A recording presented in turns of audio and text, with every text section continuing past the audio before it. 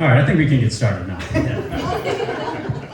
All right, welcome everybody to the People's Classroom. I'm Gianni Lazzaro. Fantastic to see another great turnout, especially on this bitter, cold evening. So it means a lot to me that you keep showing up. Just makes me want to keep doing this more and more. So thanks a lot.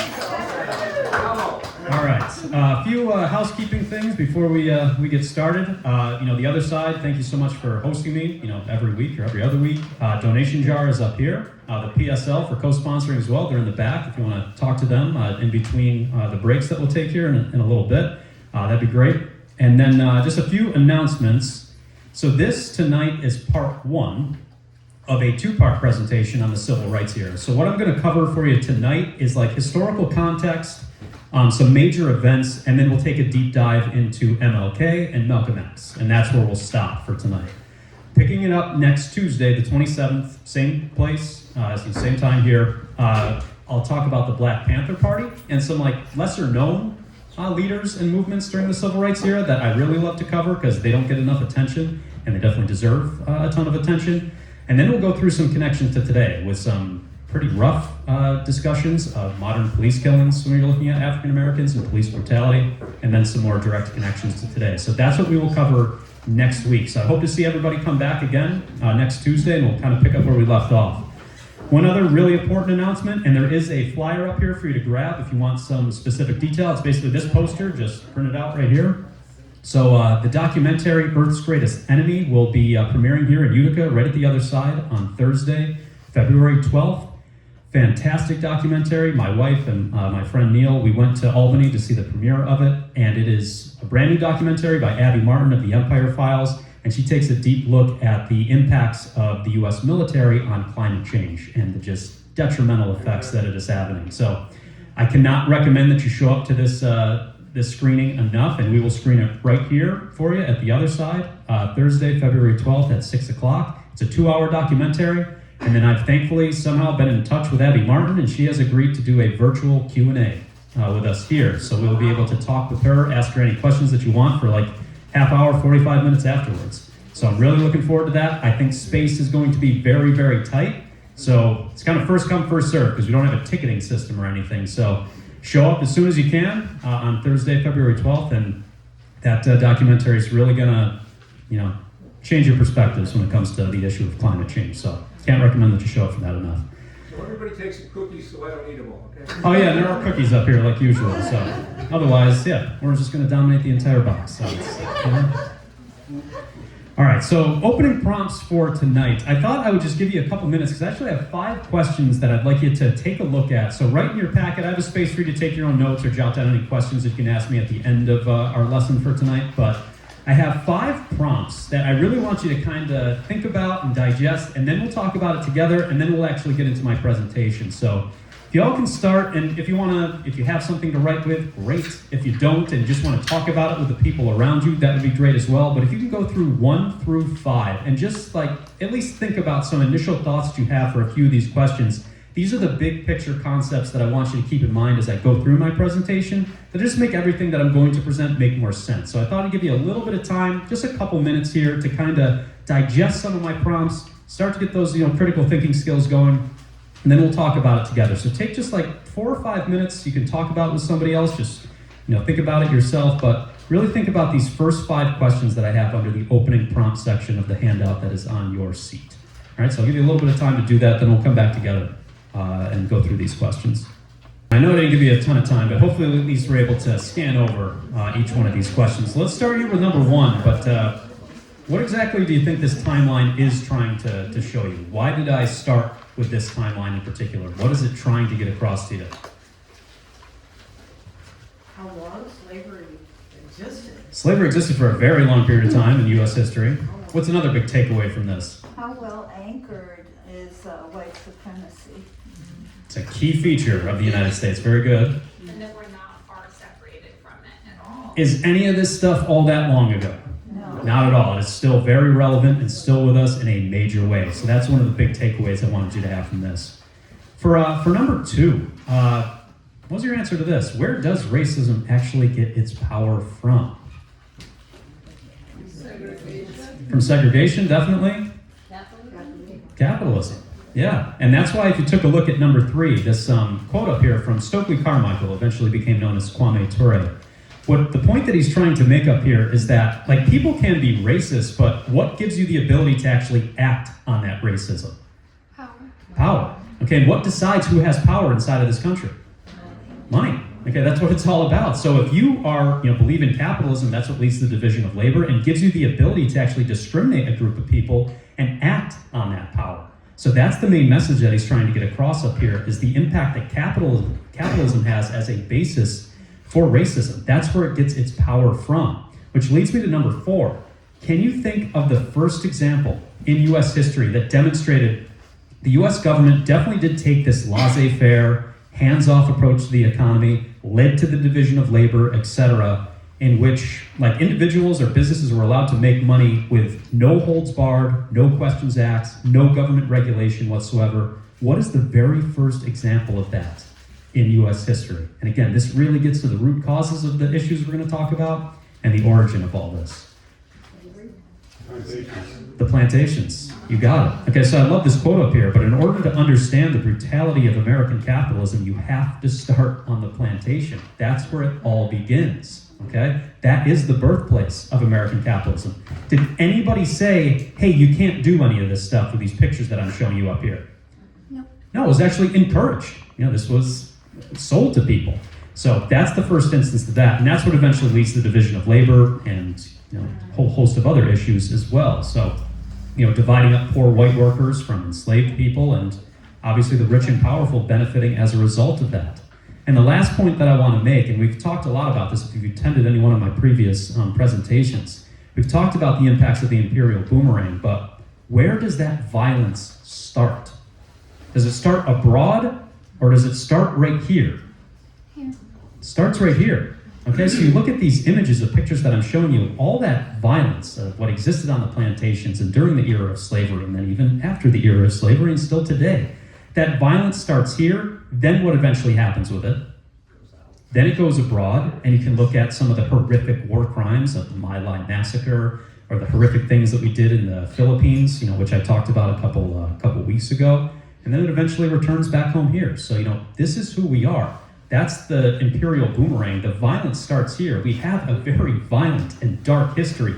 We've exported that around the globe, and then eventually comes back home to roost as well. But it's really important to keep in mind that violence begins here. And it specifically begins against Native Americans and African Americans in particular. So that's something else that I wanted you to keep in mind. So, I'm wondering about Yeah. the doctrine of discovery and how that might play into this. You know what that is? No. It derived, I think, from Christianity, and that white people, in discovering the New World, had the right to control the natives. Oh, yes. You Oh, so it's like Manifest Destiny. Well, yeah, and to kill them, basically. Yep. Because, It's a papal bull, I believe. yeah, so I wonder about going to Africa, we discovered them. Oh, right, yeah. That's importance of point of view as well. Yeah. All right, let's go through a couple kind of early pieces of historical context to make this all make a little more sense in your mind. But again, I can't cover absolutely everything. There's so much to cover. So I'll start right here. If you look at at the Compromise of 1877, this was in the wake of the U.S. Civil War. I love this cartoon because I think it gets across a key point that I want to make of why all these issues eventually springed up after the Civil War. But if you look closely at this image, can anybody actually read what it says on the tombstone up there? It says, in memory of a union hero in a what sort of war? A useless war. Who is the guy that you think is all the way on the right that has his chest all puffed up and looks super proud? That's the Confederacy, that's the South. Who's the dejected and defeated and amputee that you see over there on the left? The North. What is the main message of this cartoon? What is it arguing about the Civil War?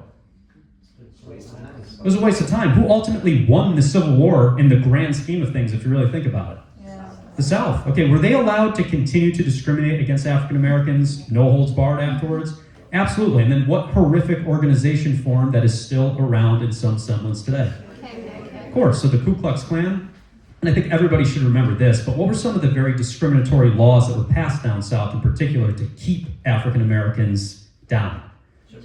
Yes, so the Jim Crow laws, the literacy tests, the black codes, all those different very discriminatory and racist laws were passed, and did the North just allow them to do this once again? Yeah.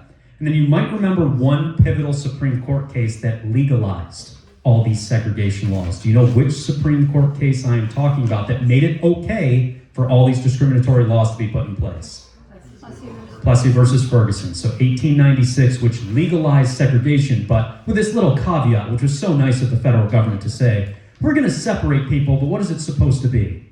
Equal. It's going to be separate but equal. They're going to have separate schools and separate bathrooms. Was it ever going to be equal in any way, shape, or form? Of course not. So you look at like an African-American school compared to a white school.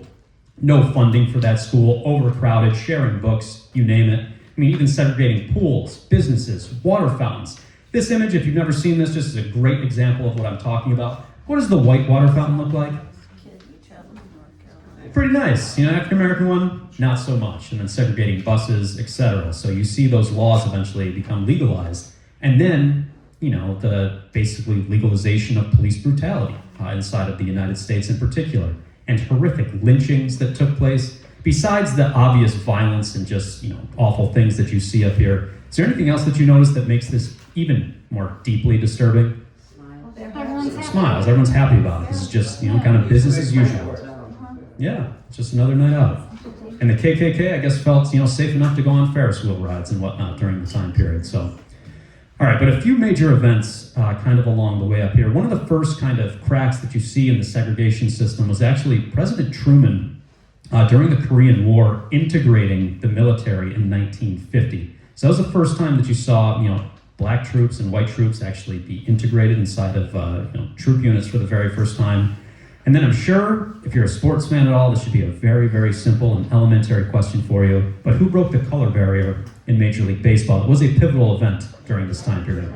Jackie Robinson, of course, and the Brooklyn Dodgers. So for Jackie Robinson, playing Major League Baseball, it was segregated before this. You had the Negro Leagues. African Americans are not allowed to play in Major League Baseball.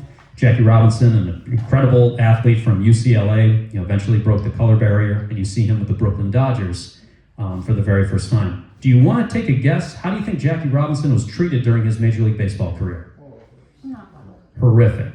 Okay, so, and you can see him, he was always consistently out protesting for civil rights, so he was also an activist as well, so it took a ton of bravery on Jackie Robinson's part. But I don't know if you've ever seen these letters of what people would send him just for playing baseball next to white people. You can see the clear message up here. What are they threatening to do to him? Kill him. Okay, so this is the sort of vitriol that he would face from time to time. And then even still today, obviously there's statues and monuments to Jackie Robinson. What unfortunately happens with those statues and monuments every now and then? Defaced. Yeah, people, racists still go around and feel like they can do whatever they want and deface those statues. And then to flash forward a little bit, I'm sure everybody knows Babe Ruth. Who eventually broke Babe Ruth's home run record, who was African American? Hank Aaron. Do you know, you can read that letter over there on the right for Hank Aaron. How did a certain segment of the white population feel about Hank Aaron breaking Babe Ruth's home run record? Awful. Okay, absolutely awful. And then you flash forward a little bit. If you ever get a chance, you can watch the movie 42, which dramatizes Jackie Robinson's life and what he went through integrating Major League Baseball. But for MLB today, every April 15th is Jackie Robinson Day, and what does every single MLB player wear? His number. So they wear his number 42. Now let me ask you this: is that really nice? Is that a nice thing? It's a nice gesture. Does it really do anything except be more than a symbolic gesture, though, when you really think about it? No. I'm going to go with no. Can you think of anything that MLB could actually do to maybe improve race relations or help out the African American community in some way besides just putting a number on the back of every Major League Baseball player's jersey for one day? What could they maybe do instead? They could put some of their money where it would be cool. Excellent. How much money do you think Major League Baseball makes every single year? No idea, a lot. It is billions. Yeah, you're getting there. It's a $12 billion a year industry. Okay, that's how much money Major League Baseball makes. And meanwhile, what is starting to happen to African American players when you watch Major League Baseball? They're not playing MLB as much anymore. And you can break it down in different sorts of ways. There's basically no representation for African Americans inside of the major leagues. So MLB back in 1991 started this program called RBI, which is reviving baseball in the inner cities. However, again, nice program. Over the last 30 plus years, how much money do you think Major League Baseball has donated to this program to revive baseball inside of the inner cities? A drop in the bucket, okay? They give about $1 million a year. Remember, how much do they make every single year? $12 billion. This is a drop in the bucket, to say the least. So always keep stuff like that in mind. It's nice that they have Jackie Robinson Day, but could the major leagues do a lot more to help out the African American community? Hell yeah. Okay, so again, important to keep in mind. All right, then let's get to one of the most tragic events in American history that a lot of people look to as the starting point of the modern civil rights movement, and that is the absolutely gruesome tale of what happened to Emmett Till.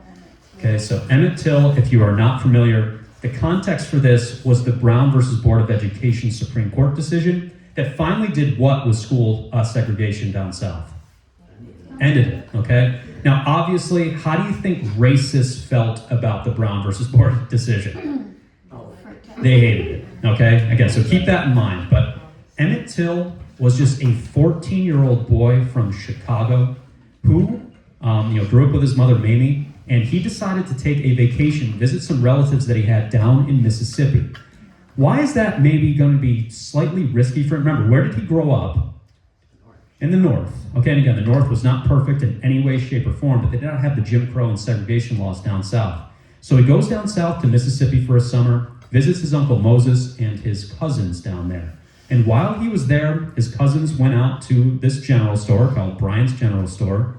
Carolyn Bryant was the wife of the owner. She was running the front desk during this. Does anybody know what Emmett Till allegedly did or said to her as he was leaving the store? There's a whole host of different...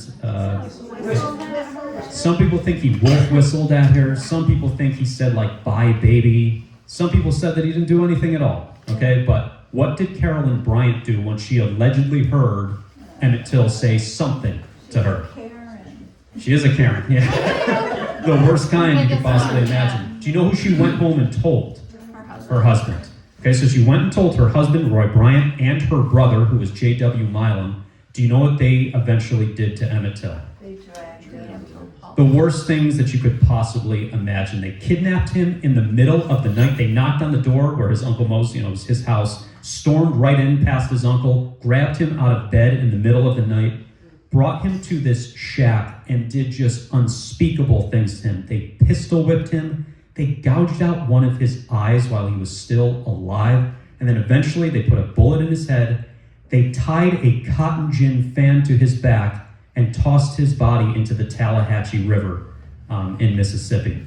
If you don't like difficult pictures to look at, I highly recommend you do not look at this next picture, but this is what Emmett Till looked like after his body eventually washed ashore. Why is this, as tough as it is, why is it an important picture to actually take a close look at? Because you can see it. You can see what? What adults did to the child. You can see what adults did to, can you see what racism can do as well? Right. Yes. And All right. didn't his mother have an open casket? Yeah, and that's what we're getting to, exactly. So, and just to go back a second, do you understand the symbolism of tying the cotton gin fan to his back? Is that a slap in the face? Exactly. Okay, that's all you are in the eyes of these people. Now, Roy Bryant and J.W. Milam were arrested because was it blatantly obvious that they were the ones who did this? So a trial was held, and I gotta give Uncle Mose a huge amount of credit. Do you know what he decided to do that was incredibly risky during this trial? Did he testify? He testified, and what he directly do, if you look at this picture, he pointed out who committed the murder of his nephew. So this was incredibly brave because he was putting his life on the line. However, do you think this trial has a prayer of rendering a guilty verdict? No. No. Okay, so the jury, what do you notice about the jury? An all-white jury. Take a guess How long did the jury take to deliberate to come back with a not guilty verdict for these two? 5 minutes. They said less than an hour, and the jury openly said if we didn't stop to get a drink, it wouldn't have taken us this long. Okay, so that's how quick this decision was rendered. So a not guilty verdict, you can look at Roy Bryant and J.W. Milan. What are they doing in the courtroom? Celebrating. And then we know for 100% certainty that they are the ones that committed this, because this is so vile. Do you know what they decided to do afterwards to profit off of the murder of a 14-year-old child? Not close. They did an interview with Look magazine where Roy Bryant and J.W. Milan just openly admitted to everything that they did, and they got paid $5,000 for it. Okay, so they just boldly admitted it. And then afterwards, like Roy Bryant kind of went into hiding, I guess, afterwards, and just became a regular citizen. He was eventually, they caught up with him in 1992, and people still were like bringing up Emmett Till and the awful things that he did. Look at Roy Bryant's statement up here. He says, Emmett Till is dead. Why can't he stay dead? Why should this absolutely infuriate you? Yeah, No care. bury it. Yeah. And do you understand what some people would like to do with history? Erase it. Erase it. Okay? And don't talk about this anymore. It's not that relevant. It's not that important. Now, exactly what was just referenced. If you were Emmett's mother and you just faced this brutal injustice of losing your own child, do you know what very bold and brave decision she decided to go through with that was obviously incredibly heartbreaking and difficult for her to do, but was important in the grand scheme of things? What sort of funeral did she have? An open casket funeral. Do you understand why she did that? You can see how heartbreaking it was for her. Why do this, though? She wanted people to see. She wanted people to see what racism can do. And the other thing that was smart, do you know who she actually invited to the open casket funeral? Was it the wife? No. The killers? No, good guess. Politicians. The media.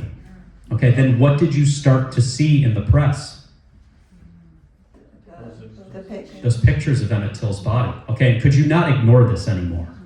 Yeah, so that's why she decided to do this. And it was African-American magazines, like Jet Magazine in particular, that first picked up the story, and then major publications in the white community eventually picked up on it as well.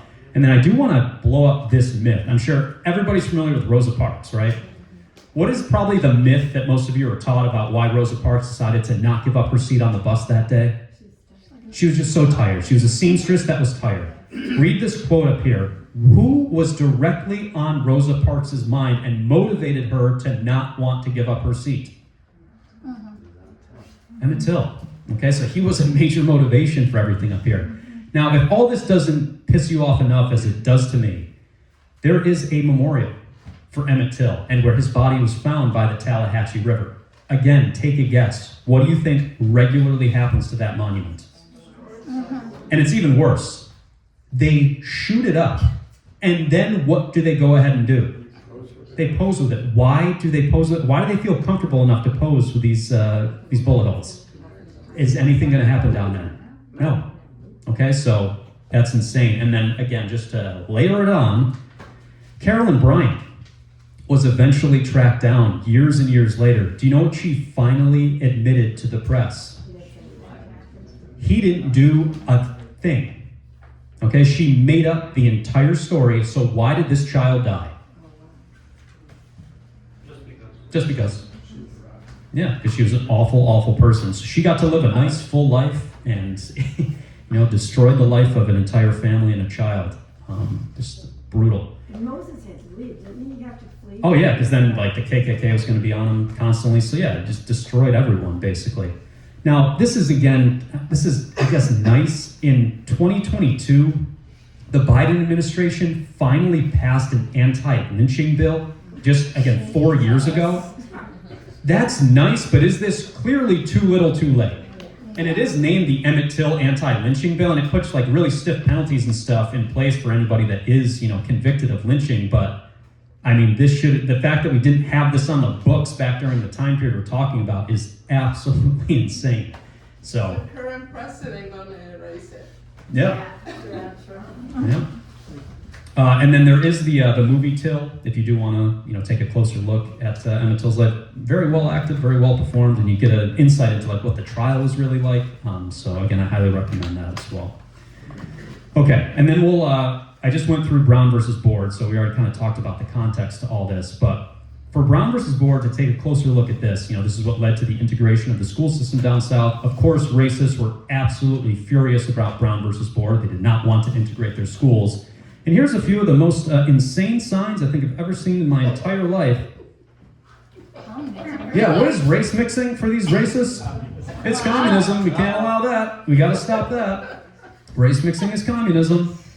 And, there's movements to impeach Earl Warren, who's the Chief Justice of the Supreme Court, because they were so ticked off about the fact they now needed to go to school with African Americans. You can see kids down south where we won't go to school with black people signs and whatnot.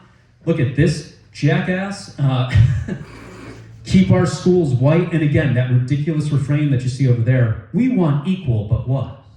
Yeah, we believe in equality, but everybody needs to be separate. And then to ratchet it up, you can look at some more intimidating sorts of messages that were being sent to African American students.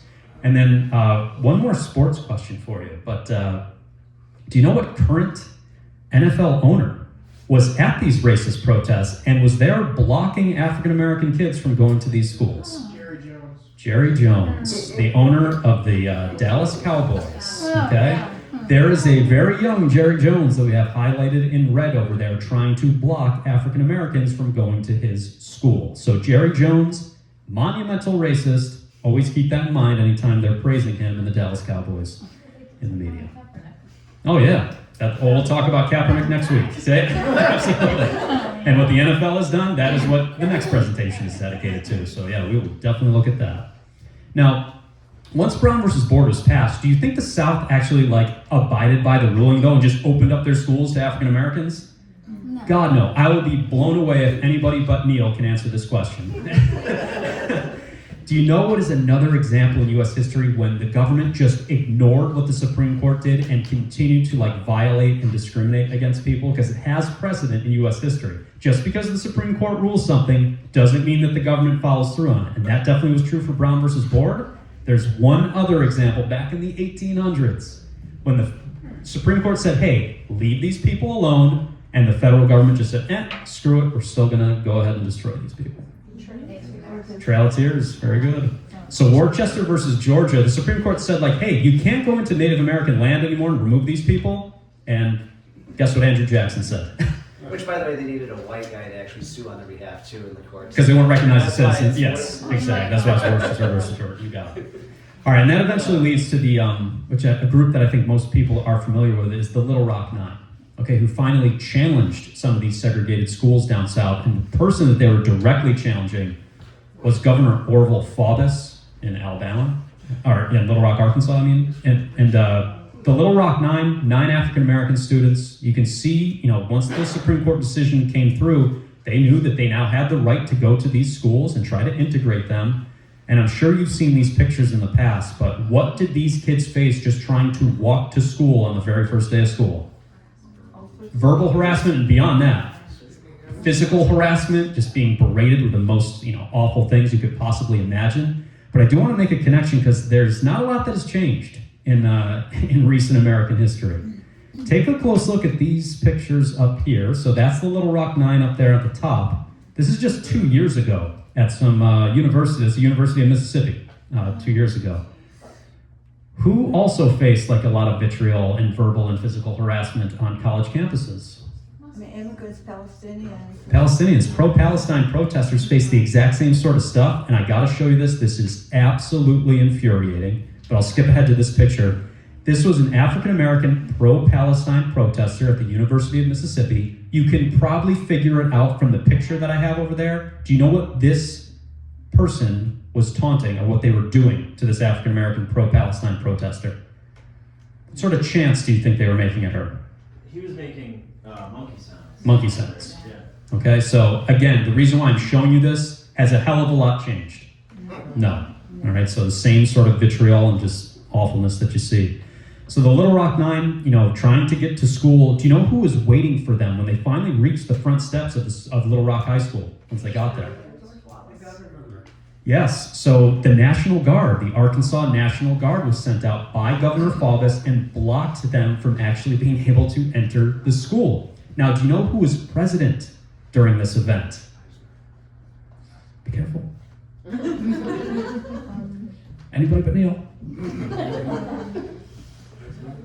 Eisenhower. Yep, so it was when Eisenhower was president. So Eisenhower had a crisis on his hands because the Supreme Court said these kids are allowed to go to school. You have the governor now of the state saying, no, they're not. What could President Eisenhower do to make sure that the Little Rock Nine are actually allowed to attend this school and have their legal right to attend this school upheld? He could send in what? National Guard. Yeah, I mean, the actual federal troops, okay? And he does decide to do that. And Eisenhower was no fan of civil rights, and I really want to take a closer look at the deeper reason behind this. Do you know why Eisenhower did decide to send in the federal troops and say, yeah, we have to allow these kids to attend this school? I'm not a fan of civil rights, but we gotta do this. There's a deeper reason behind it that is not studied enough that I want everybody to take away from this. Neil, you can't talk. Yeah, sorry. Yeah, it'd be like cheating, you know? I can't do that. It does happen. Do you know the real reason why Eisenhower felt forced to do this? No. No. Can you read this quote? I'll read it for you if you can't see it. Our enemies are gloating over this incident and using it everywhere to misrepresent our nation. Mob rule cannot be allowed to override the decisions of the courts. What's the main reason why he sent in the federal troops? Didn't want us to. Did we look bad to the rest of the world? Yes. Okay, so that's why you look at pictures like this. This is a poster from the Soviet Union. What was the Soviet Union doing during like the Little Rock Nine issue? Yeah. It's saying like, wow, look at how messed up the United States is. You know, they preach equality and look at what they're actually doing to African Americans. And that's why I do want to highlight this stuff for you. If you look at the actual Soviet Constitution, they had equality for all different races and creeds, and they had that back in 1936. Okay, so, you know, a little bit ahead of the game. And just to drive the point home for you, you look at actual, I can't recommend that you read this book, Black Bolshevik, enough by Harry Haywood, but you have to see like how African Americans and just Africans in general were treated in the Soviet Union, and they were pretty amazed at how they felt. The Soviet Union treated them compared to the horrific harassment that they, you know, experienced inside of the United States. So Paul Robeson, I mean, his quote up here from the 1930s, "Here I am, not a Negro, but a human being for the first time in my life. I walk in full human dignity." That's amongst the Soviet people. So, and then, I'm sure you've seen stuff like this. On the left is Soviet cartoons of African history. What do you think on the right we see over here? Those are American cartoons of African history. So that's really why Eisenhower decided to do this, was we looked bad and we can't look bad in the eyes of the world. So he sent in the 101st Airborne to escort these kids to and from school every single day. And basically what the military had to do was like chase off these racist protesters and allow them to attend Little Rock High School. And even like in between periods during class, they were escorted by these federal troops. So, you know, the Little Rock Nine, they have a monument now outside of Little Rock High School.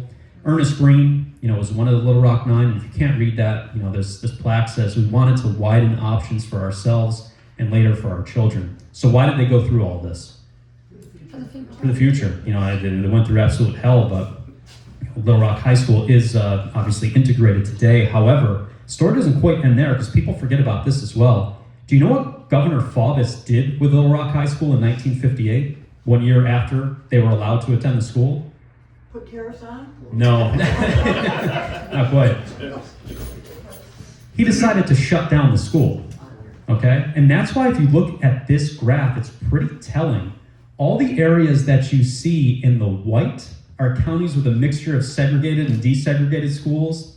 And then states still, the light gray is states containing complete elementary and secondary segregation. So what am I trying to show you up here? Did it happen overnight that these schools were integrated? What did all these states try to do? Fight it. They tried to challenge it. So again, these battles were constantly ongoing. And that's why I'm sure a few of you are familiar with these next two people that I'll talk about. Do you know who was the first elementary student to integrate a school in the United States down south? Ruby Bridges. Okay, so Ruby Bridges, she was 6 years old down in Louisiana in 1960 trying to integrate one of the public schools down there. What did she face on her first day of school? Exact same horrific vitriol. And again, how old is she? 6 years old. Do Do you know what had to happen in her case as well? Who had to be sent in? Federal marshals were sent in, okay, to escort her to school. And if you're familiar at all, I know my mom is, so shout out to my mom for this one, but Norman Rockwell and his painting up here, you know, obviously I'm not going to censor the image because I think it's important to see, but do you see what people were throwing at her? Throwing tomatoes at her, so again, just so she could attend a school. And the reason why I show you this as well, Ruby Bridges is still alive. How old is she? She's 70, so this is a little out of date from what I have. She's only 71 years old. So again, it's ever present, it's still with us. And then one other person that I want to highlight. Do you know who the first person to integrate a university down south was? James Meredith. Okay, so James Meredith, 1959, the University of Mississippi. He originally was rejected. I have it highlighted up there. What was the reason why he was rejected from the University of Mississippi? Because you're black. It's as straightforward as that. So it wasn't until 1962 that he was finally allowed access to the University of Mississippi, but he faced the exact same stuff as the Little Rock Nine, exact same stuff as Ruby Bridges. Who was out there waiting for him? Whole bunch of racists. What had to happen so James Meredith could go to college? Troops were sent in again. Okay, so same story. So that's James Meredith. And I always ask my students this question, but I'm kind of curious to hear at least somebody's take on this. All the events that I just showed you, especially the Little Rock Nine, etc., are those uplifting or are they depressing in your eyes? They're depressing to me. Can anybody think about in any way, shape, or form that you could classify that as being uplifting? Well, they cared about their education more than anything. Yeah, at least like the people that went through that were incredibly brave, but is it really depressing when you look at it from the perspective of the U.S. government? What do we have to do to allow people to go to school? Yeah. Send in the federal troops, okay? That's pretty telling. That's not the government, that's the people. Yeah, but the government's, failing to act on the issues after the Civil War is what led to those people having to go through hell in order to just attend school. So I guess that's the point that I'm trying to make. But And then why are schools supported by property taxes? so that we can have a bunch of haves and have-nots. That's why. Because no other country on the planet funds schools the way that we fund schools. Okay? Everybody else has a universalized public education system. They give the same amount of money to every single school so that no matter where you go, you have a solid education. Here is the direct opposite. If you come from a school with wealth, you get a great education. If you don't, good luck. Try to figure it out. And the teacher's there and everybody does the best they can to piece it together.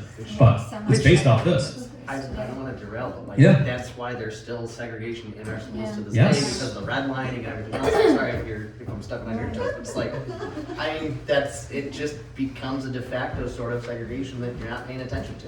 Definitely, that's why I want to highlight the North was no utopian paradise, okay? It was de facto segregation up here, where we still had segregation, just wasn't legalized, technically, but same issues.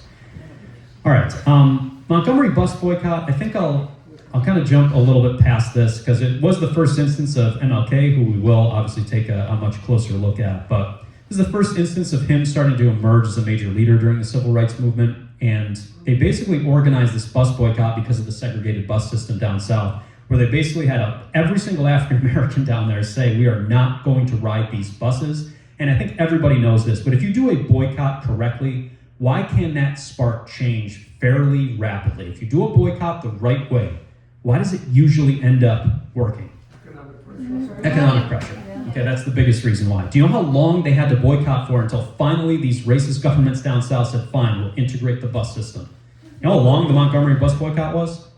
Over a year. Okay, so they didn't ride the buses for an entire year. And you can see some of the pictures that I have. What did they have to do instead? Carpool or walk.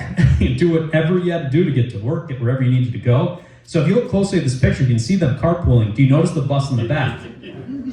Nobody on. Okay, so that was organized by MLK and, finally led to some success. So that's where I'll take a break right there. And then when we come back, we'll really get into the heart of my presentation, which we will take a much closer look at the radical Dr. King.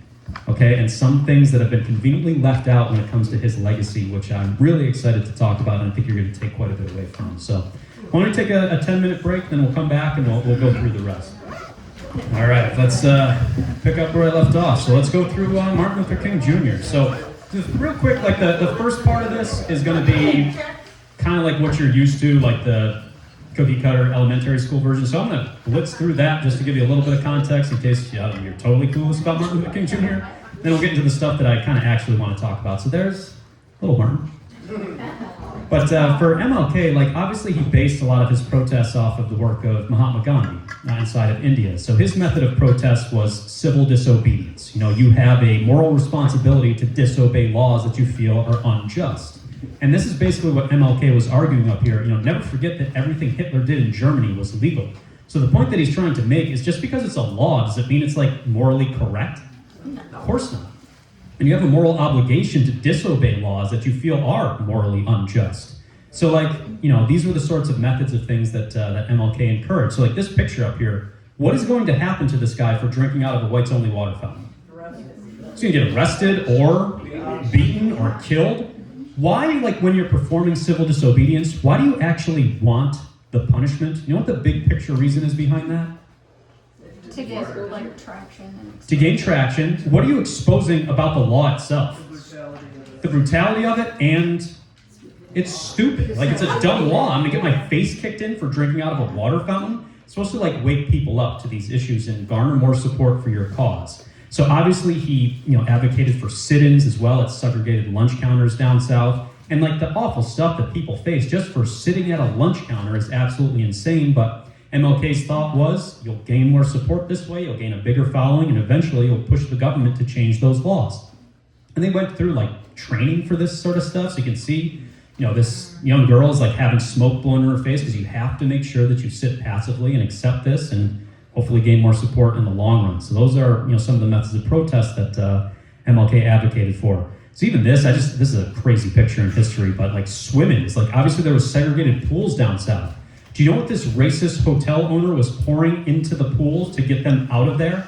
acid? Acid. Okay, so pouring acid into the pool. So that's the sort of stuff that they were facing.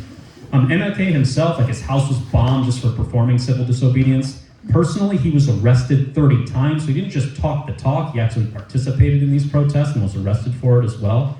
But one thing that I do want to highlight, if you look at opinion polls during the time period, if you can't read this, but it basically says, do you think sit-ins at lunch counters or freedom buses and other demonstrations by African Americans will hurt or help them in the grand scheme of things of integrating things down south?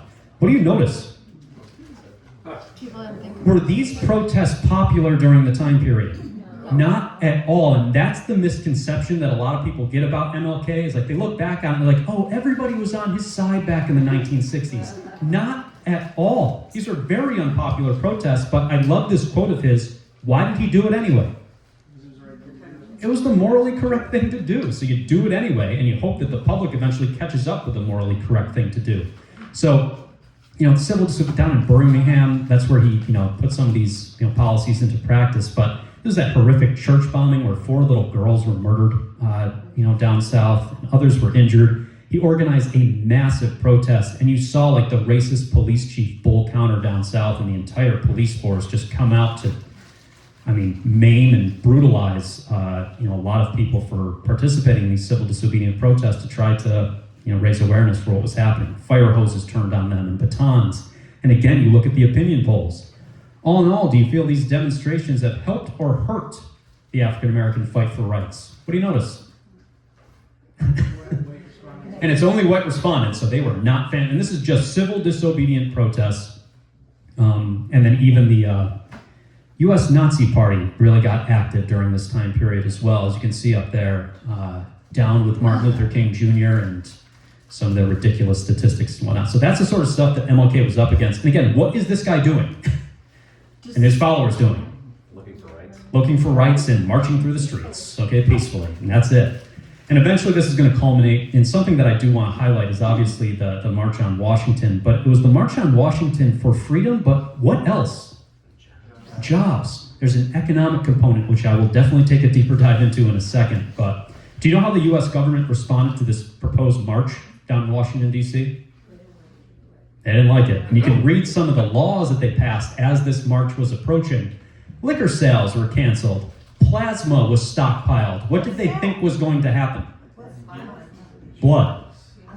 Why are they stockpiling blood? Thought there was going to be a bloodbath. Okay, like there's going to be mass violence that breaks out for this this march. So the March on Washington eventually, it culminates in the I Have a Dream speech, which I'm sure you heard ad nauseum just yesterday for MLK Day. But again, it was not popular at the time period at all, but it did culminate in some legislative success. That's when finally, do you notice which president up here signed the Civil Rights Act of 1964? LBJ. Okay, so Lyndon Baines Johnson. But LBJ, was a fan of civil rights. In his personal life, he was pretty racist, but at least legislatively, he did sign this. But what did he realize is going to happen to the South now, the fact that I signed the Civil Rights Act? It's gone, okay? And Democrats, kind of lost the South as a result of that. But it did lead to the integration of lunch counters in public places. So that's what the Civil Rights Act was ultimately all about. The next major hurdle for MLK was voting rights. And you might be familiar with some of this stuff. So this is the literacy tests that were passed down south. I know this is really tough for people to see, but these literacy tests, do you see what sort of questions they're asking people for these literacy tests that you had to pass? Yeah, white people couldn't pass it. Yeah, like nobody could pass this stuff. So it was incredibly difficult as a way to discriminate and take the 15th Amendment away from African Americans. So MLK and others, this is the time period of the Freedom Riders. So they would go like down south, and this is like white college students, African American college students going into the deep south and trying to register voters. Do you know what happened to a large number of Freedom Riders for just trying to register black people to vote? Firebombed, by the KKK. You might be familiar with the murders of Goodman, Cheney, and Schwerner, okay, who were taken aside by the police and then were handed over to the KKK and brutalized and murdered, again, just for trying to register people to vote. And again, the Freedom Riders, not popular at all during the time period. So you see this, trend continue. And then this was going to culminate in the Selma marches, organized by MLK and his organization, and Coretta Scott King, as well, his wife being right there. Same sort of thing happened where they were met by the National Guard down in Selma, and you can see people with their Confederate flags and racist vitriol and all that sort of stuff. The police beat the crap out of MLK and all of these protesters just for demanding the right to vote. Do you know what had to happen once again here, just like what had to happen with the Little Rock Nine in order for them to march to the courthouse and register to vote? Troops had to be sent in again.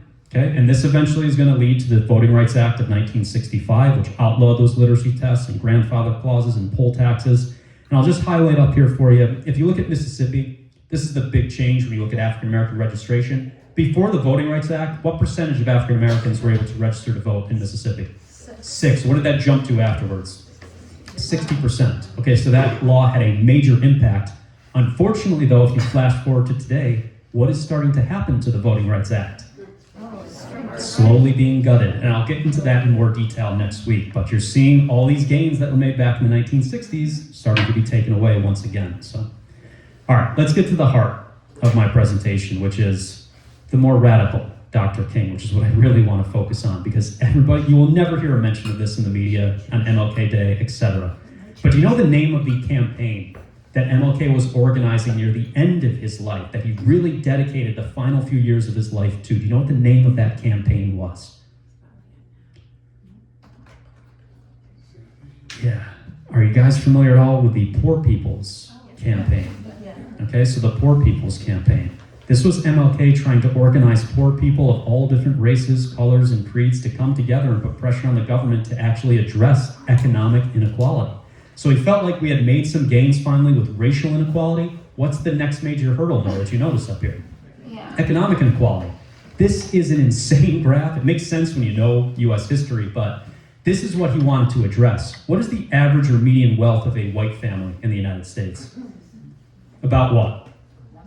122. What is the average wealth of a black family in the United States?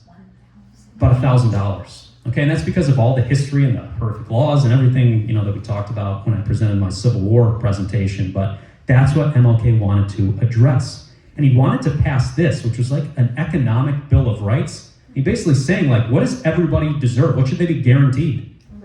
A living wage and a job, a source of adequate income, access to land, access to capital, more input into the way that laws are crafted inside of the United States. This is what he dedicated the last few years of his life to. And all of his campaigns from there on out, after the Voting Rights Act was passed, was trying to eliminate poverty. That's what he was focused on. And poverty, obviously for African Americans, but for any poor person across the entire country. That's what he was all about. And you can read some of his quotes up here, but basically saying it is an absolute crime to live in the richest nation in the country and receive starvation wages. So it was, messages like this. And do you know what he specifically started to question that is very risky to question inside of the United States? What system do you think he went directly after? Capitalism. Okay, that's really what he started to question, was the capitalist economic system. You can read some of his quotes in more detail to get a better understanding of that, but he started to question the profit motive. He started to question these things. And that's when he really started to become, kind of an outlier inside of U.S. history. He wasn't embraced by LBJ anymore or anything like that. But I'll let him kind of speak for himself. This is a great collection of clips that really give you a deep understanding of what MLK was all about, especially the last few years of his life. So let me play this for you, and we'll talk about it on the other side. We read one day, we hold these truths to be self-evident, that all men are created equal, that they are endowed by their Creator with certain inalienable rights, that among these are life, liberty, and the pursuit of happiness. But if a man doesn't have a job or an income, he has neither life nor liberty and the possibility for the pursuit of happiness. He merely exists. Estimated that we spend $322,000 for each enemy we kill in Vietnam, while we spend in the so-called war on poverty in America only about $53 for each person classified as poor. The promises of the Great Society have been shot down on the battlefield of Vietnam, making the poor, white and Negro, bear the heaviest burdens both at the front and at home. The other thing I want you to understand is this, that it didn't cost the nation 1 penny to integrate lunch counters. It didn't cost the nation 1 penny to guarantee the right to vote. But now we are dealing with issues that cannot be solved without the nation spending billions of dollars and undergoing a radical redistribution of economic power. Yes.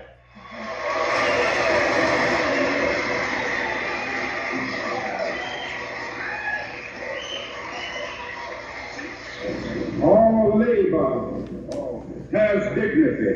Yes. But you're doing another thing. You are reminding not only Memphis, but you are reminding the nation that it is a crime for people to live in this rich nation and receive starvation wages. America's opportunity to help bridge the gulf between the haves and the have-nots. And the question is whether America will do it. There's nothing new about poverty. What is new is that we now have the techniques and the resources to get rid of poverty. And the real question is whether we have the will.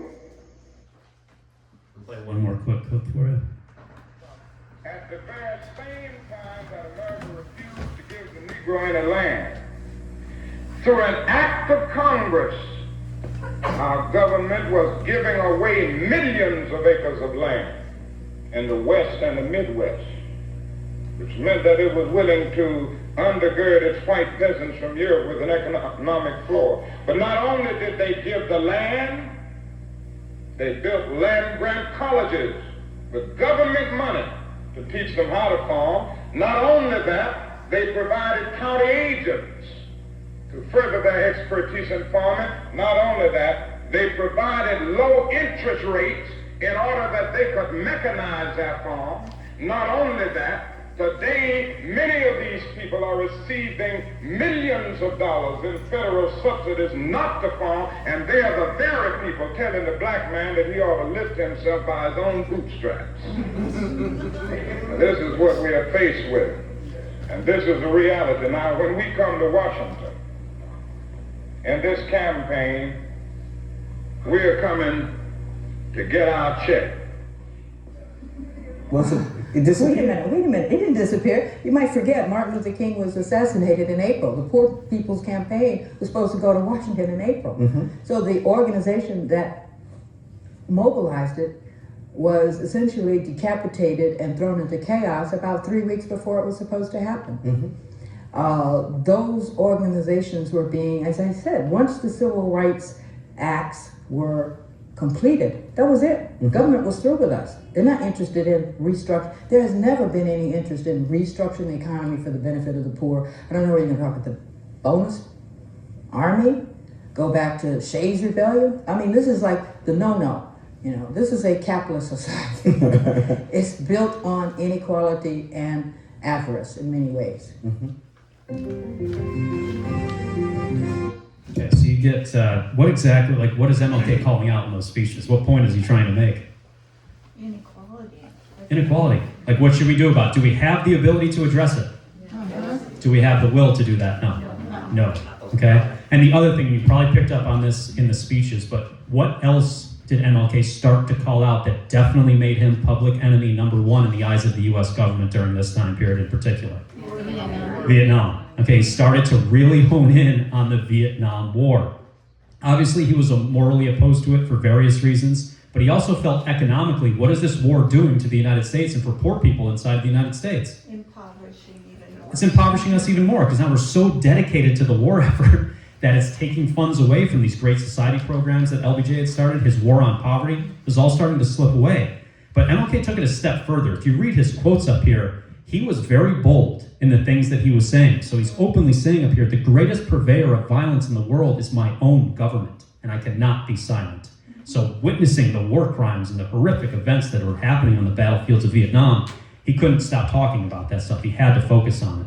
And specifically, I played this quote for you, but this was the issues that he was also pointing out. We're spending $300,000 to kill Vietnamese people. What are we doing back here at home? Spending nothing. Okay, so like maybe that money could be better spent. And that's why he says the bombs in Vietnam explode at home, So this is all coming back to really negatively impact us and obviously the people of Vietnam as well. So, MLK, a big rift started to develop between himself and LBJ. And LBJ felt like betrayed by Martin Luther King Jr. because he had signed the Voting Rights Act and the Civil Rights Act. And now, MLK was speaking out against the Vietnam government, which LBJ was a huge fan of. And you saw this rift develop. And then these vile cartoons started to pop up in the mainstream press. If you can look very closely at this, why is this absolutely disgusting? It's racist. It's super racist. And what are they claiming MLK's doing here? He's ignoring civil rights. When you actually critically think, is he ignoring civil rights or is he putting all the puzzle pieces together and showing how it's all interconnected? Yeah. Did the rich and powerful want that? No. Okay, and that's why this is the point that he's trying to make. The military-industrial complex, what is it doing to this country? It's impoverishing us in what sort of things? Everything that a basic human being would need, just common social services. And that's why what MLK was warning about, has this issue gotten any better today? No, and I know I talked about this last week, but what has Trump just proposed for our military budget next year? $1.5 trillion. Okay, so, it's completely out of hand, and that's what MLK was really trying to focus on, is how ridiculous this all is. And this is what led to his final protest, which was down in Memphis, Tennessee in 1968, trying to organize a sanitation workers strike. The thing that led him to this strike and this issue down inside of Memphis is Ethel Cole and Robert Walker were African-American sanitation workers, and there was super discriminatory employment laws down south. If you were an African-American sanitation worker, you had to work the full day in order to get your pay. If you were a white worker and there was a rainstorm or something bad happened, you got paid for the hours that you worked. So these guys, part of a 4-man crew, they went out, brutal rainstorm develops, they had to work through it in order to actually get paid. While they were loading the trash onto the back of the truck, Ethel Cole and Robert Walker got into the back to like stomp down the trash. Do you know what happened to them? The truck malfunctioned and they got crushed to death back there. And if you really think about why did they die? Should they have been working? No. Okay, so it was highlighting those injustices that MLK was talking about. So he decides to organize a sanitation workers strike inside of Memphis. If you really think about it, why would a sanitation workers strike work? Because you need. Do you need garbage pickup? Yeah. Yes. And they created some of the most powerful signs I've ever seen in the history of the world. You might know these. The I am a man sign. Why are these incredibly powerful? What's the simple point that they're trying to make? People don't think of them as people. They don't even think of them as people. Okay, we're human beings as well. And I love this quote from Martin Luther King Jr., but he says this: "The person who picks up our garbage in the final analysis is as significant as the physician. For if he doesn't do his job, diseases are rampant. All labor has dignity." If you're willing to work, you deserve to be treated with respect and paid appropriately. So those are these sorts of issues that he was raising. And you can see when he organized this strike, the military being sent in to intimidate them, sort of stuff you'd see back in the 1800s, like, the Pinkertons and all that sort of stuff. But one other quote from Martin Luther King Jr., this really tells you the whole story about what he was about. But, he says, "I choose to identify with the underprivileged. I choose to give my life for the hungry. I choose to give my life for those who have been left out of the sunlight of opportunity. This is the way I'm going. If it means suffering, I'm going that way. If it means dying for them, I'm going that way because I heard a voice saying, do something for others." Who is he completely dedicated to? People. The people. And which sort of people? The poor. All right, now obviously, you can read this quote up here, and we'll talk about Huey Newton next week, but once you start questioning these sorts of things in American society and become a true revolutionary, are you doomed? Yeah. Okay, because you all know what eventually happened to MLK shortly into this sanitation workers strike. He was assassinated. Okay, and I'm sure you've heard the "I've been to the mountaintop" speech, so just for the sake of time, I'll skip over that. But he was assassinated outside the Lorraine Motel. There's different theories as to actually what happened here, but obviously, do you think the FBI and the CIA had embedded agents with MLK? No doubt. They were keeping tabs on him 24/7, wiretapping his phones. There's a lot more to it, but James Earl Ray was, the alleged assassin of Martin Luther King Jr. I'll get to his story in a second, but this should really upset you. This is down in Pennsylvania in 2017. Do you see what this racist person is parading around less than 10 years ago? Well, you see what they have on their truck. So Confederate flag, and then it says, "In loving memory of James Earl Ray." Okay, so, but for James Earl Ray himself, he was caught 3 days later in London. He confessed to the murder and then took back his confession later, but he eventually was placed in jail for the killing. But he went to jail and claimed that even when he was about to pass away in 1998, that he actually wasn't the one that killed Martin Luther King Jr. And again, I'm not somebody that likes to dabble in conspiracy theories yet. Why is it pretty obvious that the U.S. government would want Martin Luther King Jr. dead? What's he doing? Is he questioning the entire system? Yes. And is he gaining a following doing that? Yes. So it's a major threat. And that's why the King family, this was back in 1999, they finally had a civil trial to basically say, did the federal government play a role in MLK's killing? And a jury did convict the government. They won a civil lawsuit that they proved that, the federal government did contribute to his assassination. So it's not really a conspiracy theory. It pretty much verified that the federal government played a role in his killing.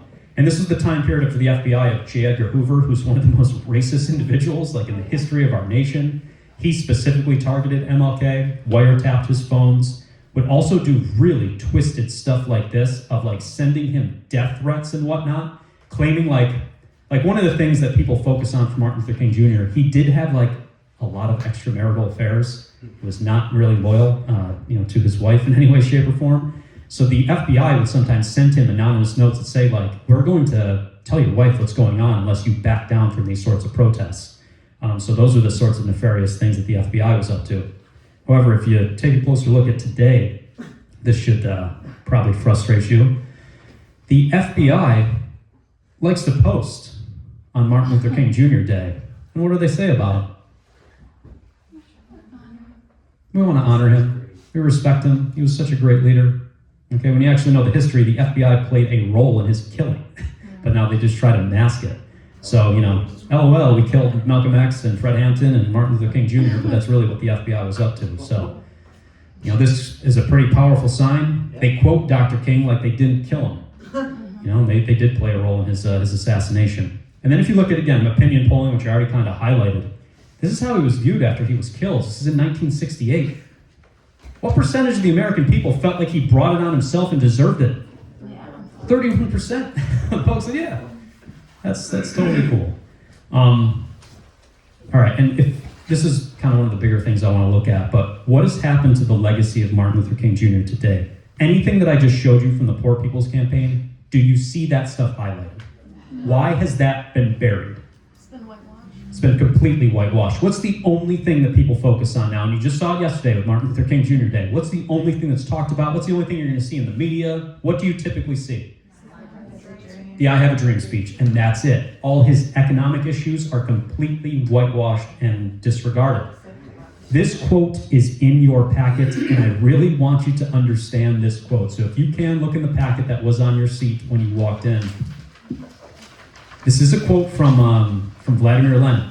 And Lenin, just to give you the context, he was talking about the legacy of Karl Marx, but you can very easily apply it to MLK and the way that he is treated today when it comes to his legacy. So you notice, I think this really hits the mark, because Lenin is claiming, how are revolutionaries treated during their lifetimes? They're treated as very scary. And is that backed up by everything that I just showed you with MLK? Yeah, he was hounded, he was harassed, he was, obviously killed by the federal government. And now what has happened with his legacy? What have they turned him into? A harmless icon. That's it. All the revolutionary zeal that was a part of him, the edge that he had to him, what's happened to it? He did sit-ins. He did sit-ins, that's it. And that's it. That's all you should take away from this. So the media has completely whitewashed, and the government has whitewashed what he actually fought for, because it was a threat to capital. That's the biggest reason why. And then, if you want to see me nearly stroke out, then I highly recommend that you watch my reaction to this commercial. This is in 2018. This was a Super Bowl commercial, during the NFL Super Bowl. When I watched this live, I almost had a mental breakdown. You will understand why after I play this for you, but this is what has happened to MLK's legacy today, so let's check this out.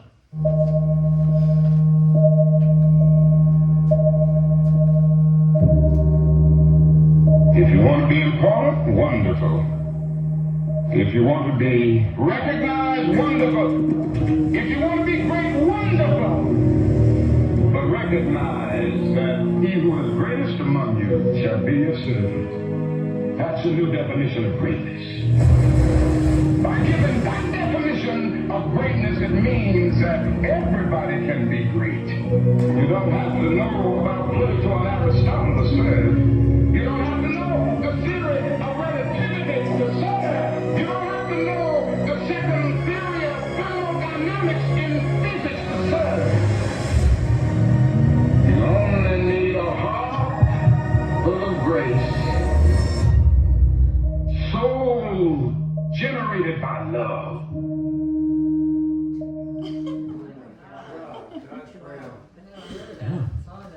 Why is that ad an absolute disgrace? It goes against everything that the core of the beliefs. It's all, You got it, okay? You notice who's highlighted multiple times in that ad that he directly called out during his lifetime? The U.S. military, okay? Just all product. That's all product, that's it, okay? So I guess his dream was to own a Ram truck. Okay, that's really what it was all about at the end of the day, so. how do they get the right to use his words? I don't know the entire, maybe some segment of his family was like, yeah, we'll sell it off so we can make some money off of it. That might be the way they got his likeness and were able to use that stuff, but. And then, to make things even worse, is everybody familiar with Fortnite? If you're not, probably the most popular video game on the planet. This was in 2021. They decided to hold a like virtual sort of concert / speech where you could go with your Fortnite character and watch the I Have a Dream speech. Okay, and like a bunch of young kids in their idiot skins and costumes were witnessing this speech, but regardless. I do want to play this one last clip for you from talking about MLK's legacy. Is everybody at least somewhat familiar with Harry Belafonte? He was a close friend of MLK and worked very closely with him, especially at the end of his life. He was obviously talking to Dr. King right before he was assassinated, and the things that Dr. King was talking about really resonated with Harry Belafonte, and I'll play this clip for you, but it's pretty remarkable.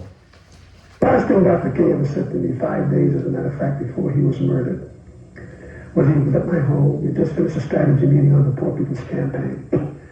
And he seemed quite agitated after what we thought was a very successful gathering and discussion. He said to me, I said, what's the matter, Mark? You seem very agitated. He said, well, I am. Because I've come upon a thought that I don't know how to deal with at this moment. I said, what is it? He said, we fought long for integration. It looks like we're going to get it. I think we get the laws. He said, but I'm afraid that I've come upon something I don't know quite what to do with. I'm afraid that we're integrating into a burning house. And when we asked for further clarification, Andy Young was with me at that time, my wife, others. He said, America's lost whatever little moral vision it had. Its moral sense has run away from the nation.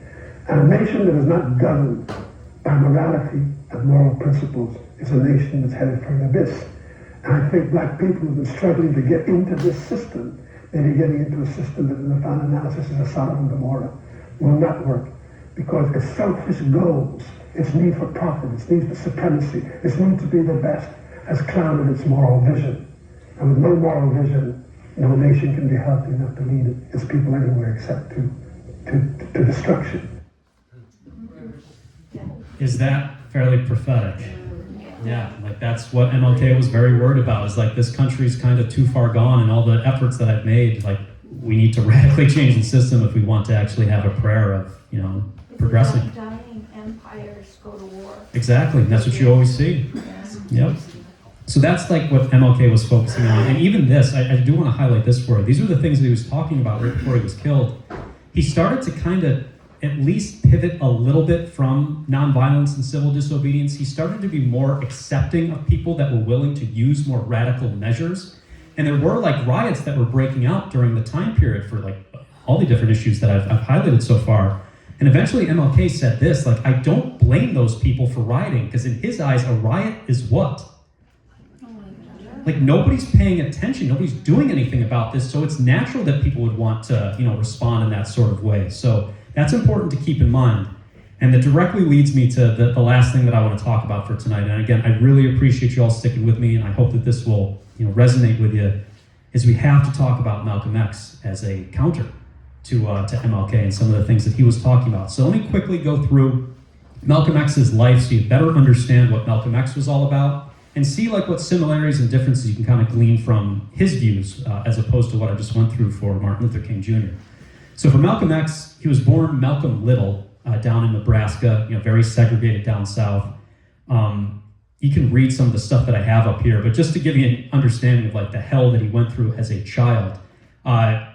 His father was murdered by the Ku Klux Klan when he was just a kid, and his mom grew up, as a widow, and eventually had a mental breakdown. And he grew up in orphanages basically his entire life. So he went through a brutal time period in his youth. And even when he went to school, he wanted to be a lawyer when he grew up. His white teacher, I had to censor it, but what did his white teacher say to his aspiration of being a lawyer?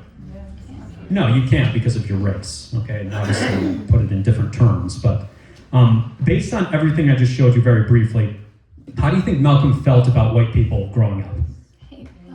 Not a fan at all. And he eventually fell into a bad crowd. He got arrested for larceny and burglary, some of these other issues. He got sentenced to 8 years. And that's where he fell in with the Nation of Islam, which is a black nationalist group that is still around today, based on the teachings of Elijah Muhammad.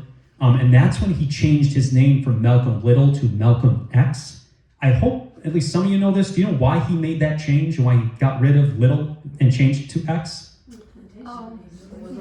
It was his slave name. Okay, and he's like, if I don't actually know my history, I'm going to go by X until I actually find out like what my ancestry is and where I am from. So that's why he changed it, because like African Americans just had their slave name at that point. So that's why he changed it. But my father didn't know his real name, and that's why he fell into the Nation of Islam. The Nation of Islam, has some beliefs which I'll kind of skip over, but regardless. Eventually what ended up happening, he realized that the Nation of Islam and Elijah Muhammad, the guy that had kind of taken him under his wing and treated him almost as his own son, he realized that Elijah Muhammad was like a complete dirtbag that was sleeping around with like his 14 and 15-year-old secretaries and impregnating them. And Malcolm found out about this, and you know what he decided to do that was pretty brave? He spoke out against it. Okay, he got kicked out of the Nation of Islam for basically saying like, hey, this organization that I was a part of, they're doing some really shady and dicey stuff. So he removed himself from that organization. And then he went on the Hajj, which is the pilgrimage that Muslims take, at least once in their life, to Saudi Arabia, to Mecca. While he was on the Hajj, and if you're not familiar with this at all, the Hajj is like Muslims from around the world gathering. What did he finally realize during his pilgrimage to Mecca here? What realization did he have that was eye-opening for him? White people there, yeah. There are some good white people out there as well. There's good people from all different races and creeds. So it kind of changed his outlook and made him, when he came back, he realized I can work with different groups of people. I don't just need to work with African Americans. I can, kind of take what I learned from the Hajj and apply it to my civil rights movements and the things that I want to fight for here. So that's what he focused on the last few years of his life, was trying to integrate as many people as possible. But for his view of civil rights, his approach to civil rights was different from Martin Luther King Jr.'s. And I'm really curious to hear what people think about his approach in compared to MLK. So I'll let him speak for himself. I'll play a couple clips so you can understand what he was talking about. But I take it then you support the freedom-loving attempts of the peaceful marches in Alabama and these places. You don't get freedom peacefully. Freedom is never safeguarded peacefully. Anyone who is depriving you of freedom isn't deserving of a peaceful approach by the ones who are being deprived of their freedom. And when black people in this country come out from under the mental straitjacket that the Negro clergymen have placed them in, and begin to see that the only way you can get freedom is to get it the same way the white man in this country got it from England, or he says he got it from England. He was willing to pay the price for freedom. When you're willing to pay the price for freedom, then you get it. But the Negro in this country has never been willing to pay the price for his freedom.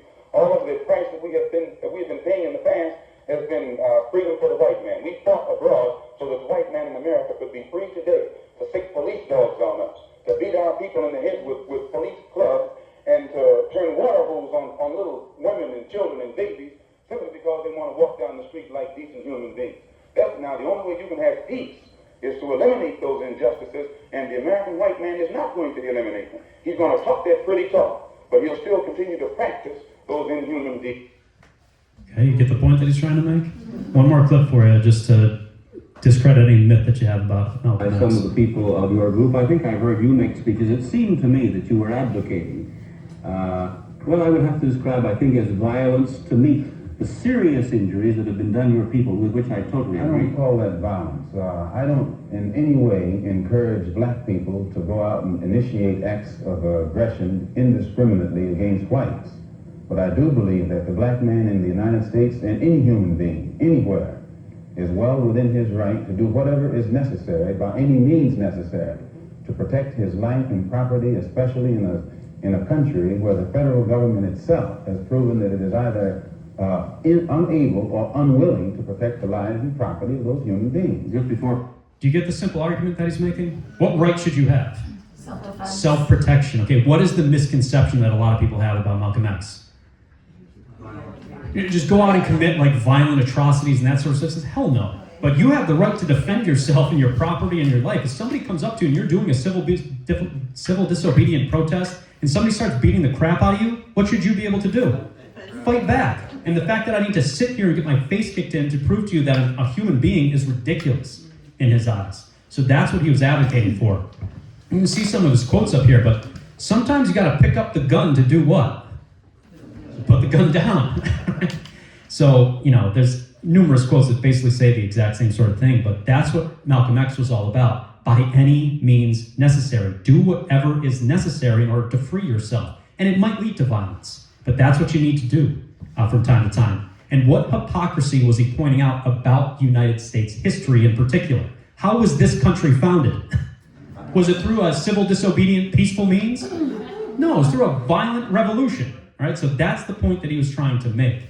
And I'll skip over a few of these other clips for you, but the other thing that obviously Malcolm X is going to focus on, do you think he was a fan of the capitalist system? Not at all. He was also not a fan of American foreign policy. You can see him right up here. Who did he meet with that the US government is not going to like one bit? Fidel Castro, the communist inside of Cuba. So that's why he says, as long as Uncle Sam is against you, I know you're a good man. So, he formed alliances with some of these communist groups around the world. And then also, this is greatly going to tick off the United States back in the 60s and obviously still today. Who else was he a big supporter of? Palestine. Okay, and he felt like, the Zionist, occupation of Palestine was completely unjust and illegal. And you can read some of his quotes up here, but, calling out colonialism in general. That's what Malcolm X was really all about. And I love this quote. It's one of his most famous quotes, but, think about everything I just showed you. If you're not careful, the newspapers will have you hating the people who are being oppressed and loving the people who are doing the oppressing. So when you're talking about point of view, that's pretty powerful. And then to go beyond that, his quotes about capitalism are exactly what you would expect. You can't have capitalism without what? Without racism. That's a core tenet. That's where it gets its power from. And then this one, you show me a capitalist and I'll show you a bloodsucker. All right? Somebody's just draining, the life out of the world. Obviously, how do you think the U.S. government felt about Malcolm X? Not a fan. Not a fan at all. And he was assassinated 3 years prior to Martin Luther King Jr. So this is in 1965 at the Audubon Ballroom inside of New York City. The assassination itself was very straightforward. These gunmen just walked right up to him and brutally shot him in front of his own family, who were in the front row with his young daughters and wife. So he was assassinated, but I'll get to the movement behind that. If you look closely at this, what I have up here, what point am I trying to make? If you question this country, whether it's violently or non-violently, what's going to happen to you? You're going to get killed either way. Okay, and that's what Malcolm X felt like. He said, I might as well go down fighting. I'll skip over some of this other stuff because there's one last big thing I really want to focus on. But obviously, it gets convoluted. Do you think the federal government played a role in Malcolm X's assassination as well? Yes. No doubt. Okay, and there's been documents that have been uncovered recently from the FBI files that show that the federal government played a role in his assassination, just like Martin Luther King Jr. So there's no difference there. But the thing that I want to close with is one of the most powerful speeches I think I have ever seen in the history of the world. And it happened 1 year before he was killed. This is at Oxford Union, which holds like legendary debates. But the debate that they invited Malcolm X to was this. This was the essential question. Is extremism in defense of liberty a vice or a virtue? Do you understand what they mean by that? When they say extremism, what could qualify as extremism? Violent protest, doing whatever you need to do to free yourself. Is that a good thing or a bad thing? Obviously, which side of the debate do you think Malcolm X supported? It's a virtue. Okay, it's something that actually leads to more progress, is doing whatever you need to do to free your people or free anybody. So I'm going to play just a couple quick 1-minute clips from this, and then I want to show you his closing statement, which I think is one of the most powerful pieces of speech I've ever seen in my life. So here is clip number 1. So we'll talk about this on the other side. You make my point. That as long as a white man does it, it's all right. A black man is supposed to have no feelings.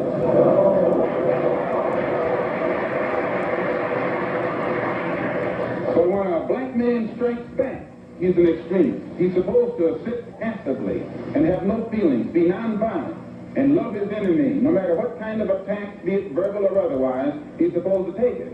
But if he stands up and in any way tries to defend himself, then he's an extremist.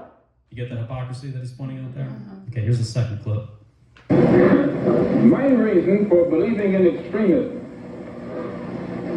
Actually, let me jump ahead to the third one just for a second time. Father, to see am I justified in this stand? And I say, I'm speaking as a black man from America, which is a racist society. No matter how much you hear it talk about democracy, it's as racist as South Africa, or as racist as Portugal, or as racist as any other racialist society on this earth. The only difference between it and South Africa preaches separation and practices separation. America preaches integration and practices segregation. This is the only difference. They don't practice what they preach.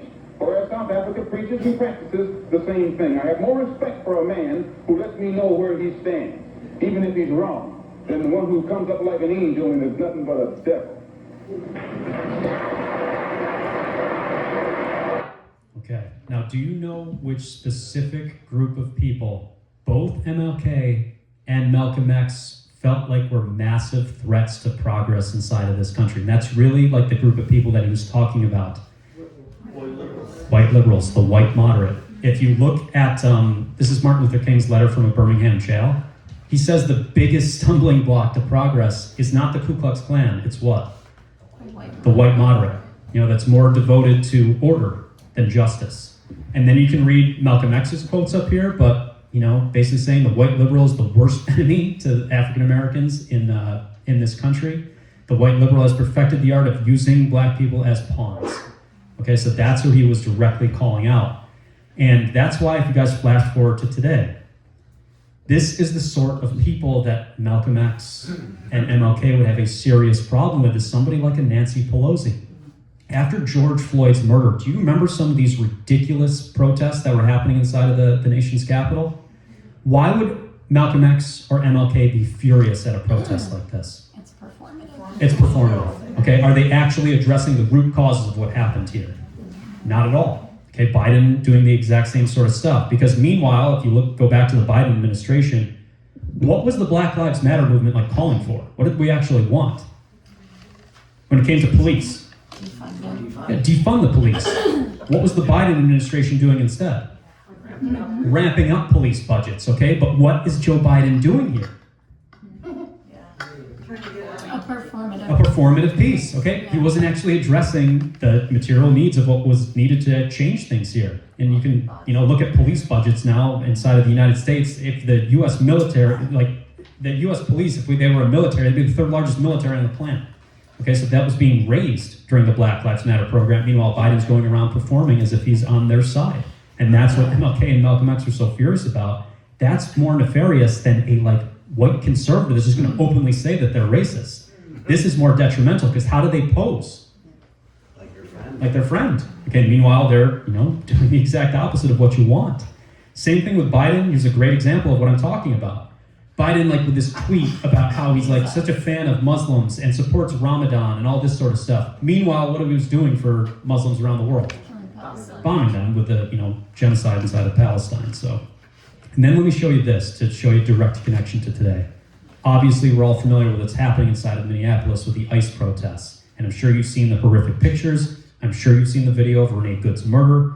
But to connect it to what I'm talking about, white liberals, you can easily argue, are maybe the biggest impetus to progress, especially when it comes to stopping these ICE raids, essentially. Because look at this. This was back in 2025. 75 Democrats who voted to express what to ICE? Gratitude. If you look closely, guess who's up there that we'd all know? John Mannion is up there. Okay, our representative here in New York 22. So these are the sorts of people that MLK and Malcolm X would be like, these are the biggest barriers to progress, because they claim they want to help everybody, and meanwhile they're doing nefarious stuff like this. Let me give you a perfect example of what I'm talking about. Are you familiar with Jacob Fry, the Democratic mayor inside of Minneapolis? Okay, I'm sure you saw his press conference where he got up there and he swore. He said, "I'm going to get ICE the F out of Minnesota," etc. Does he sound like he really is going to take the reins here and get rid of ICE inside of his city? Yeah. Sounds great, okay? Meanwhile, then they asked him a day later, "Hey, do you support abolishing ICE and actually getting rid of this Gestapo?" What did he say? No, I don't support abolishing ICE. You know what we need instead for them? Yeah, we got to swear at them, and that'll take care of it. They just need better training. Okay? And then Governor Tim Walz. I don't know if you guys saw this. This really upset me. This was his statement of how he's going to stop the ICE raids inside of Minnesota. I can't even say this is a strongly worded letter. He's just saying, I'm making a direct appeal to the president. Let's turn the temperature down and stop this campaign of retribution. This is not who we are.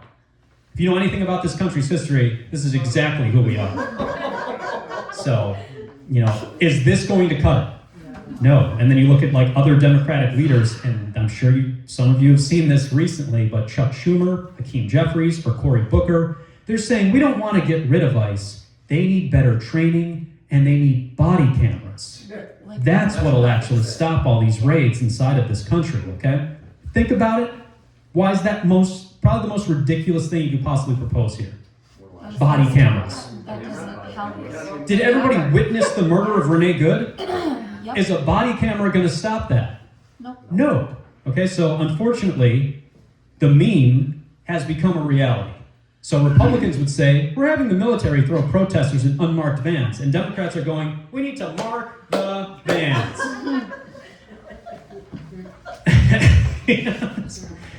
It's getting pretty crazy. And then even Mamdani, this is what he decided to do inside of New York City. Like there's ICE raids currently happening inside of New York City. There's raids happening here. But he made this YouTube video that says, you need to know your rights when it comes to ICE. Does ICE care about your constitutional rights? No. What could he actually do to stop this? At least try to stop this.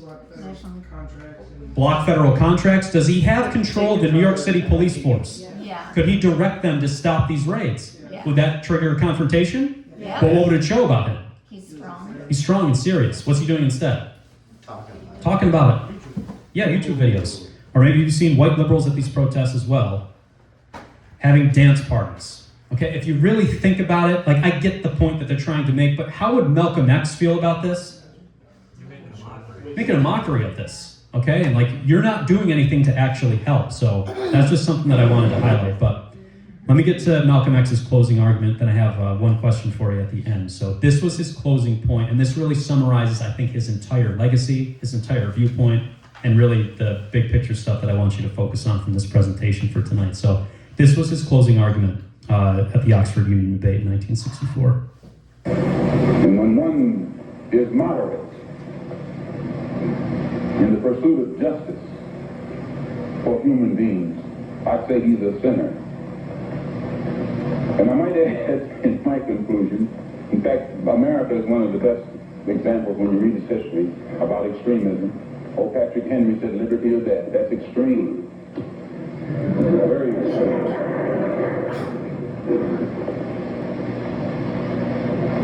I read once passingly about a man named Shakespeare. I only read about him passingly, but I remember one thing he wrote that kind of moved me. He put it in the mouth of Hamlet, I think it was, who said, to be or not to be. He was in doubt about something. Whether it was nobler in the mind of man to suffer the slings and arrows of outrageous fortune, moderation, or to take up arms against the sea of troubles and by opposing, end them. And I go for that. If you take up arms, you'll end it. But if you sit around and wait for the one who's in power to make up his mind that he should end it, you'll be waiting a long time.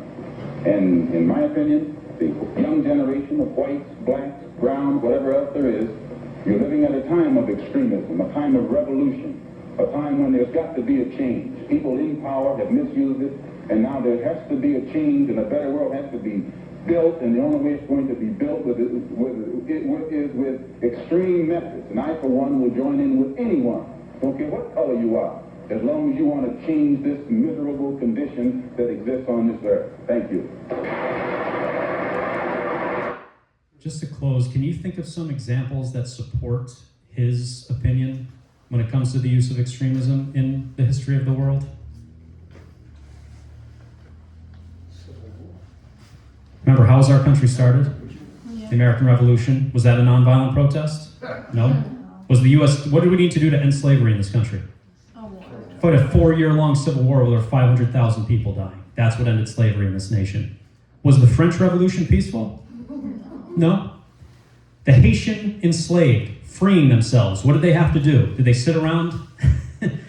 No. Okay, Latin American revolutions, the Russian Bolshevik Revolution, they were all violent revolutions. John Brown, okay, what did he do to try to end slavery?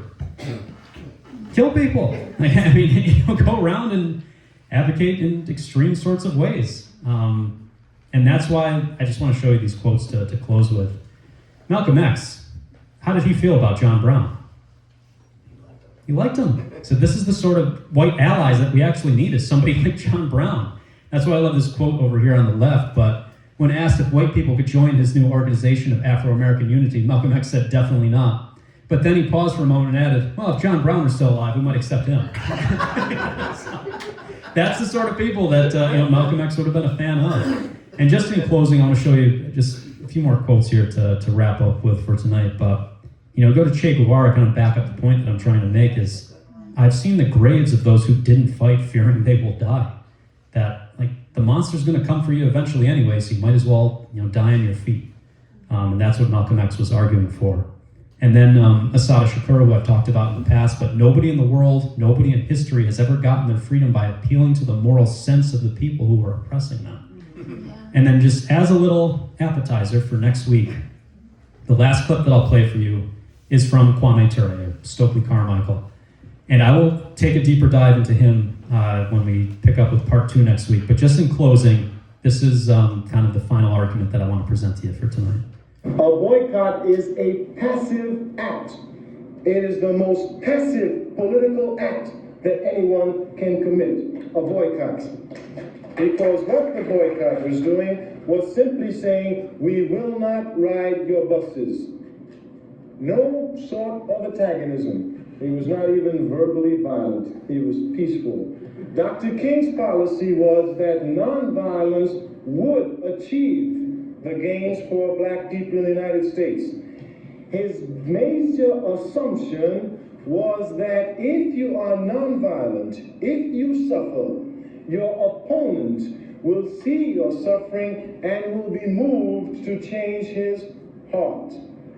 That's very good. He only made one fallacious assumption. In order for nonviolence to work, your opponent must have a conscience. The United States has none. Okay, so guys, there are questions in your packet at the end, but the questions I'd like you to just at least keep in mind for next week are really number 4 and number 5. So is extremism in defense of liberty? Is it a vice or a virtue in your eyes? And what's kind of your biggest takeaways from tonight's lesson? Is there anything that you can apply to our current situation inside of the United States? So in closing, just a couple quick reminders. Part 2 of this presentation will be next week, right here at the other side at 6 p.m., so Tuesday the 27th. I really hope everybody comes back to see the second half of this with some more direct connections to today and me highlighting some of the other lesser-known leaders and movements during the time period. Don't forget about Earth's Greatest Enemy as well, so that'll be coming up on Thursday, February 12th. Please leave a donation, obviously, for the other side. Talk to the PSL in the back. And just last thing I want to say is, thank you so much to the other side. Thank you so much to the PSL. And most of all, thank you so much to all of you for always showing up. It really means the world to me that you actually stick around and listen to all this stuff and the presentations that I have. This is the sort of work that I just want to continue to do for as long as possible. And because you show up really makes it all worth it at the end of the day. So I can't thank you enough. So thank you so much, and I hope to see you all next week. But Oren had one more quick thing. Yeah. I hope people are aware of the whole boycotting Hannaford thing that's going on. Hannaford markets charge more money in poor neighborhoods than they do in rich neighborhoods and so forth. And so there's a complete boycott of Hannaford going on, and I urge people to support that. Excellent. Thank you. All right, thank you so much, everyone, and I hope to see you all next week. And donations up here if you want.